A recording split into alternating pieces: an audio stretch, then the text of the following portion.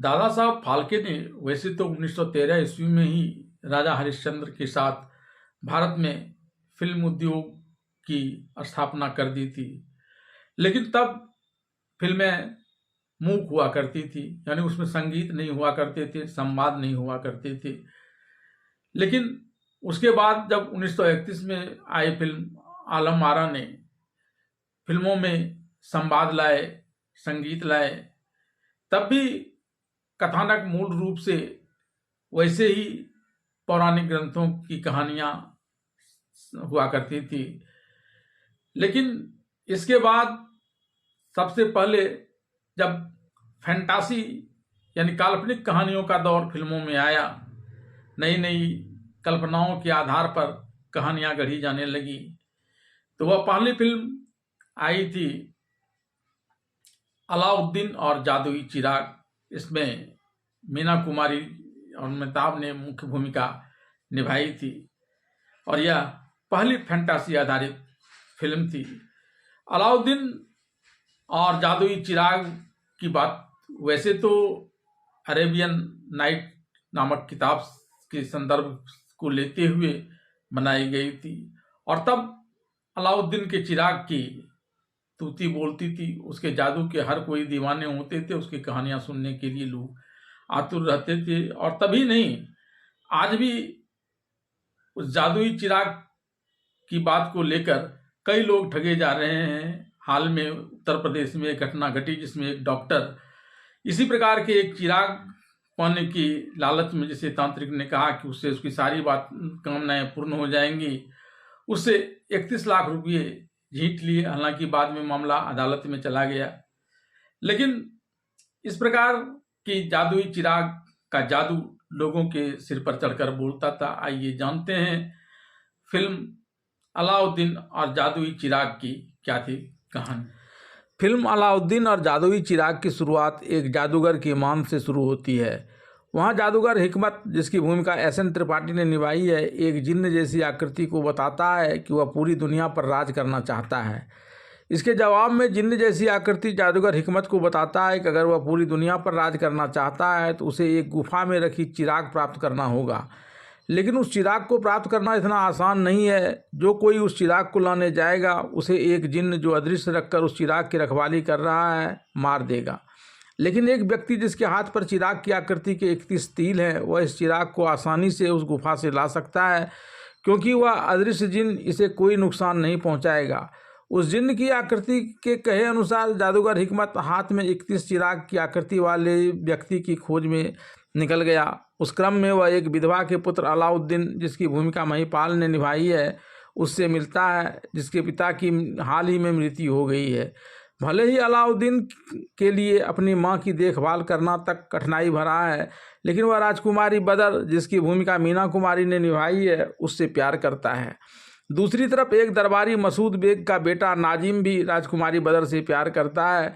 इस वास्ते मसूद बेग राजा यानी राजकुमारी बदर के पिता राजा को कैद कर लेता है और उसकी जगह एक हमशक्ल को राजगद्दी पर बिठा देता है।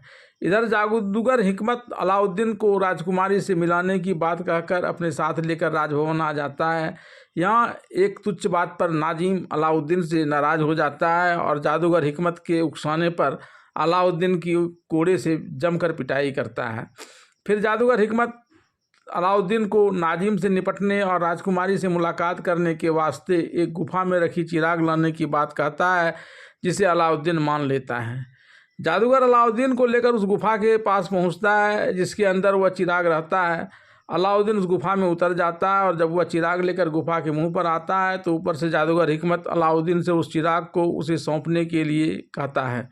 अलाउद्दीन गुफा से बाहर आकर चिराग सौंपने की बात करता है।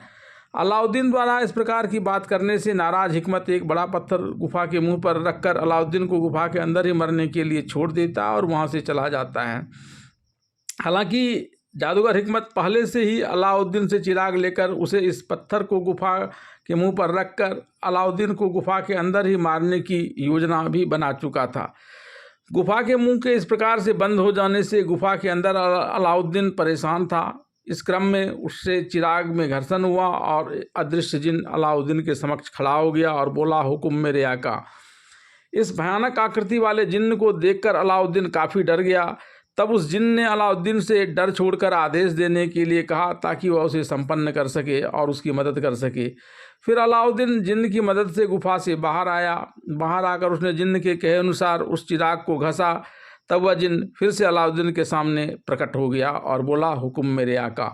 तब अलाउद्दीन ने उसे राजकुमारी से शादी करने और अपनी माँ और राजकुमारी के साथ भव्य महल में रहने की इच्छा बताई। साथ ही उसने राजकुमारी बदर के पिता यानी मंत्री के कैद में बंद राजा की सुरक्षित बाहर लाने की बात भी कही। तब उस जिन्न ने पलक झपकते ही यह सारा काम संपन्न कर दिया। फिर राजा बदर की आशीर्वाद से अलाउद्दीन ने राजकुमारी बदर से ब्याह किया और अपनी माँ और ससुर के संग आराम से बड़े महल में रहने लगा। अलाउद्दीन की स्थिति में आए इस व्यापक परिवर्तन की चर्चा चारों ओर होने लगी। तब उस दुष्ट जादूगर हिकमत को यह पता चल गया कि अलाउद्दीन उस गुफा से चिराग लेकर बाहर आ गया है। इसके बाद वह अलाउद्दीन द्वारा गुफा से लाए उस चिराग को प्राप्त करने में जुट गया। जादूगर हिकमत की इस कुटिल चाल को चिराग वाला जिन्न समझ गया और उसने अलाउद्दीन को अलग से एक अंगूठी देते हुए कहा कि अगर तुम कभी बड़े मुसीबत में फंसो तो इस अंगूठी से मुझे बुलाना, तब यह अंगूठी तुम्हारी मदद करेगा। एक दिन जब अलाउद्दीन अपने महल में नहीं था, तभी जादूगर हिकमत एक चिराग बेचने वाले का रूप धरकर गाना गा गा कर महल के पास नए चिराग लेने की पुकार लगाने लगा। पुराने जादुई चिराग की महत्ता से अनजान राजकुमारी बदर ने उस पुराने चिराग को जादूगर हिकमत को देकर उससे एक नया चिराग ले लिया और इसके साथ ही अलाउद्दीन और उसके परिवार पर मुसीबतों का पहाड़ टूटना प्रारंभ हो गया। जादूगर उस चिराग की मदद से अलाउद्दीन और उसके परिवार को तबाह करने और पूरी दुनिया पर राज्य करने के प्रयास में अपना जुट गया। काफ़ी मुसीबत में घिरा अलाउद्दीन को एक दिन जब उस जिन्न के द्वारा दी गई अंगूठी की याद आई और उसने अंगूठी से सारी बातें बताकर अपने कल्याण के बारे में बातचीत की। तब उस जिन्न ने उसे बताया कि जब जादूगर उस जादुई चिराग को रखकर कहीं जाएगा, तब मैं तुम्हें उस जगह पर ले जाऊंगा जहां वह चिराग को छुपा कर रखेगा।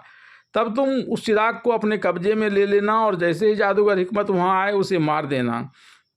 कुछ दिनों के बाद अचानक एक दिन वह चिराग वाला जिन्न अलाउद्दीन के पास आया और उसे लेकर उस स्थान पर गया जहां जादूगर हिकमत जादुई चिराग को छिपा कर रखकर बाहर गया हुआ था।